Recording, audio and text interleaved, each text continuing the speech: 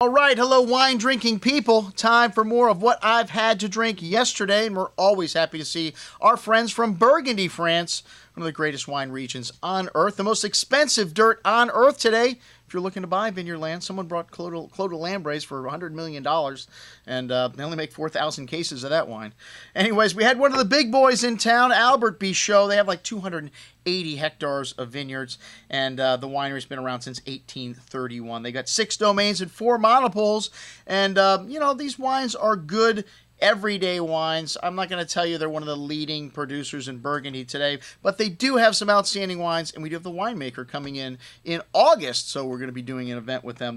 The Macon Village, a nice little example of an entry-level Macon. These 2014s drinking nicely already in their young life, and this wine's got some lovely green apple, lemon, citrus fruit, really nice and refreshing, just a hint of that limestone minerality at the end.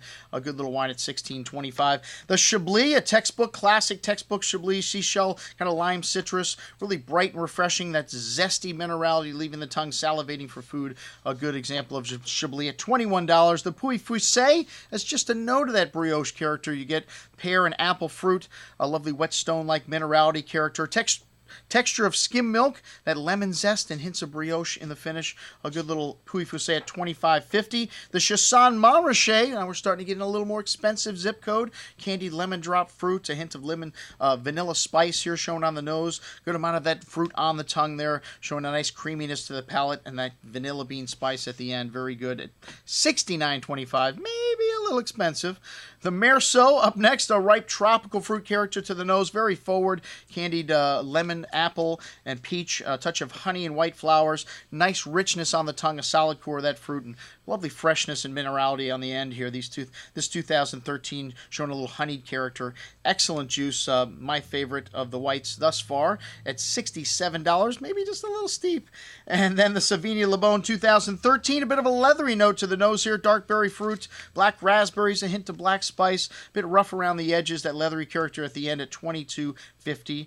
A good little Savigny Beaune. The Cote Village, bit of a gamey character to the nose here. Black fruit, dark truffle, some spice. Nice structure on the tongue, though. These 2012s, a lot of them need a little bit of time. This one's got some tannins, that truffly nuance coming through on the finish. Very good at $35.75. The Pommard Clos d'Ursulines. This is an excellent wine. We've had this wine in the store in the past. This 2013 vintage, showing the characteristics of this vintage. A lot of nice forward fruit, bright raspberry, pretty floral notes, exotic spices. A lot of a big bouquet here, and this wine's bright and juicy on the tongue with lots of those floral highlights and exotic spice on the finish. Drinking quite nicely, but very balanced. This wine will last 10 years or more easily.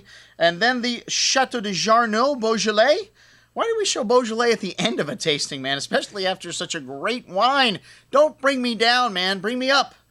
I would recommend showing the Beaujolais first. This wine's $12. And classic Beaujolais, a bit of that bubble gum and, berry pie fruit, but really light and refreshing. Just a little bit of a downer off such a great little Pommard there. All right, that's what we had to drink with our friends from Albert Bichot. I'm your host, Andrew Lampasoni, signing off for the Wine Watch, saying, remember, always drink the good stuff first.